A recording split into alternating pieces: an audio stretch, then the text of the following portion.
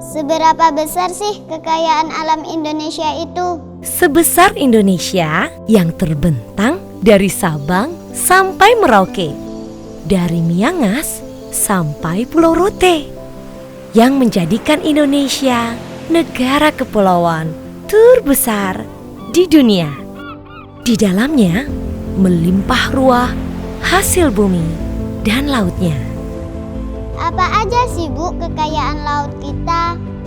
Laut Indonesia itu salah satu ekosistem laut terkaya yang ada di dunia. Di dalamnya ada beraneka ragam ikan, terumbu karang, dan biota laut lainnya.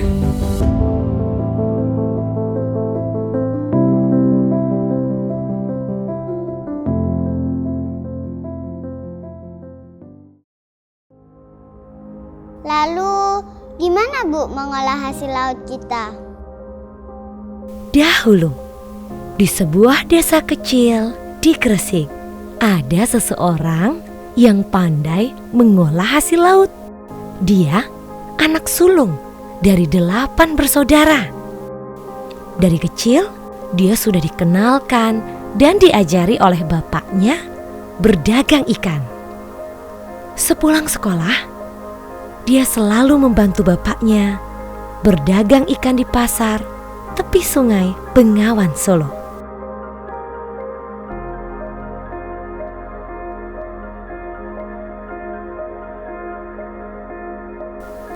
Namun, beberapa tahun kemudian, sebuah jembatan penyeberangan dibangun. Banyak orang yang mulai meninggalkan sungai.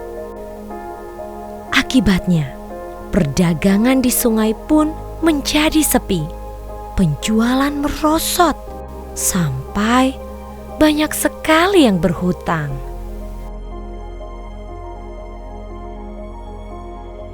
Bapaknya pun bangkrut dan akhirnya menjual sawah untuk bisa menghidupi keluarga.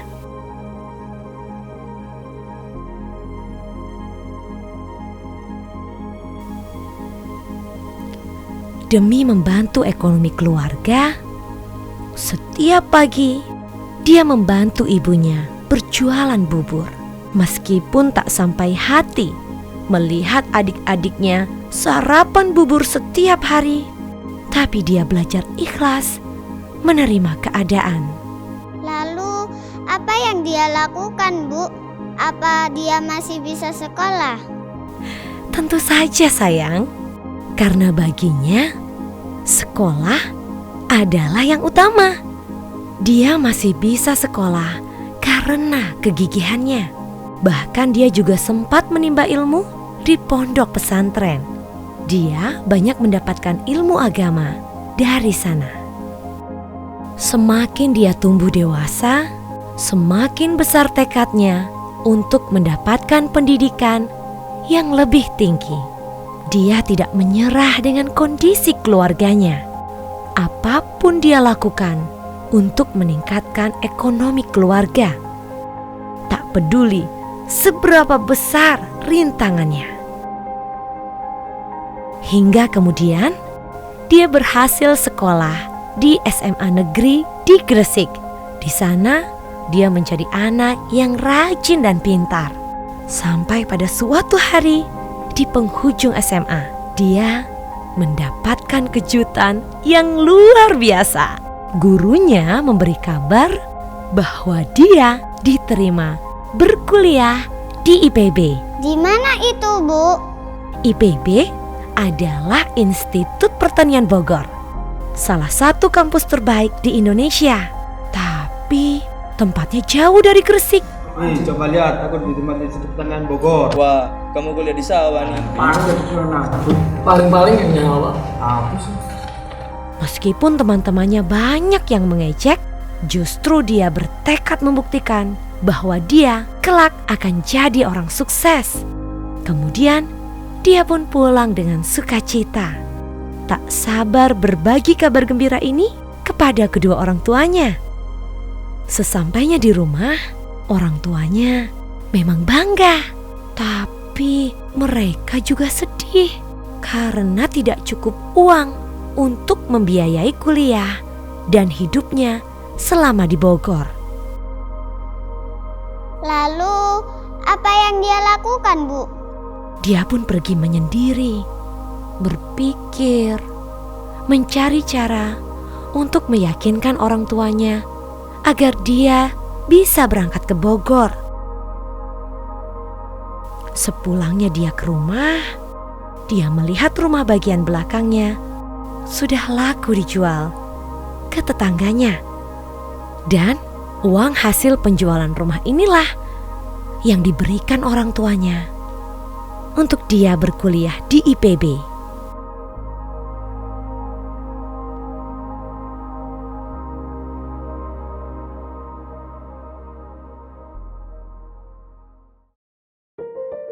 Selama dia berkuliah di IPB, dia menjadi mahasiswa yang rajin dan pintar. Setiap hari Sabtu selalu ada ujian di kampusnya.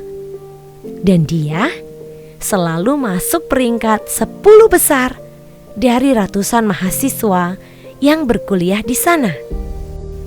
Bahkan dia sampai mendapatkan beasiswa. Tapi untuk bisa membantu kedua orang tuanya, lagi-lagi dia harus bekerja keras membanting tulang. Pekerjaannya apa, Bu? Selain sibuk berkuliah, dia menjadi guru SMA, guru les privat, sampai menjadi penjaga perpustakaan di kampusnya. Bahkan dia ditunjuk juga sebagai ketua asrama mahasiswa di IPB. Bu, kalau dia kangen sama orang tuanya gimana? Dia punya handphone gak, Bu? Zaman dulu belum ada handphone, sayang. Setiap kali rindu, dia selalu menulis surat untuk keluarganya ketika dia hendak ujian. Dia meminta doa dan restu kedua orang tuanya agar mendapatkan kelancaran dalam ujian. Sampai pada suatu saat sebelum ujian semester tiba, bapaknya meninggal dunia. Dan ibunya sengaja tidak memberi kabar agar dia dapat tetap fokus ke ujian. Setelah mendengar kabar itu, dia langsung bergegas pulang ke rumahnya di Gresik. Ibunya meminta agar dia tidak kembali ke Bogor supaya dekat dengan keluarga. Tapi karena dia masih bertekad untuk menjadi sarjana dan membuat keluarganya lebih sejahtera, akhirnya ibunya pun luluh. Dia pun kembali mendapat restu untuk melanjutkan kuliah di Bogor. Sampai pada akhirnya dia lulus dan menjadi salah satu wisudawan terbaik. Tapi perjuangannya belum berhenti sampai di situ, sayang. Dia masih tetap harus menghidupi ketujuh adik-adiknya. Dia bekerja jadi apa lagi, Bu? Karena dia pintar, maka dia dipercaya menjadi dosen di kampusnya. Namun karena penghasilannya masih belum cukup, dia mencari pekerjaan lagi di perusahaan besar. Di sana, dia bekerja sangat giat. Dia mendapatkan pengalaman dan kenalan yang luas. Sampai beberapa tahun kemudian, dia memutuskan untuk berpindah ke perusahaan lain. Ada perusahaan coklat, ada juga perusahaan udang. Setelah menikah, tidak mudah baginya untuk meyakinkan istrinya bahwa dia punya mimpi yang besar dan bertekad mewujudkan mimpinya itu. Suatu saat nanti aku bakal beli tanah dan juga pabrik yang lebih gede daripada itu. Alah, gak punya uang kok ngimpi punya pabrik? Ngaca dong. Lihat aja nanti ya. Beruntung, istrinya juga seorang pekerja keras. Sering kali mengajak anak pertama mereka berkeliling berjualan ikan teri.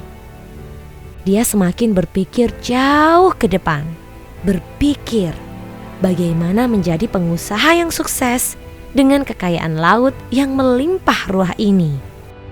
Tibalah dia pada suatu perkampungan nelayan. Dia berbincang dengan nelayan, bekerja sama, membuat lapangan pekerjaan baru untuk mereka. Beberapa tahun kemudian, dia dan 2 temannya membuat usaha sendiri. Mereka bertiga bekerja sama, membangun usaha dari kecil, sampai pada akhirnya ada pengusaha dari Jepang yang menawarkan kerjasama.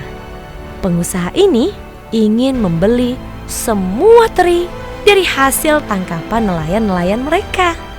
Dari situlah usaha mereka pun semakin maju. Ketika ada masalah yang melanda usahanya, dia selalu mengajak diskusi teman kerjanya, mencoba untuk bisa menyelesaikan bersama. Sampai pada akhirnya, dia pun memutuskan untuk melanjutkan usahanya seorang diri.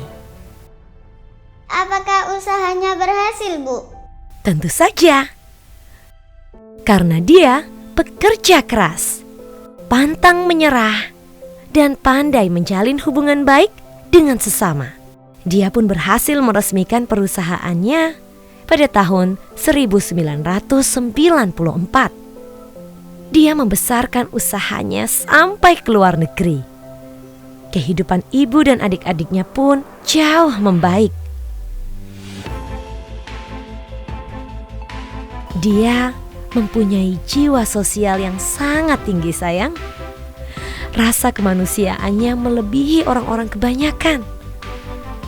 Dia dengan sukacita membagikan ilmu dan pengalamannya, menceritakan kisah hidupnya dari yang semula tidak mampu menjadi pengusaha yang sukses seperti sekarang. Dari laut, dia menjadi pahlawan untuk sesama. Dia Muhammad Najih. Dia inspirasi kita semua. Dia Muhammad Najih. Dia idolaku.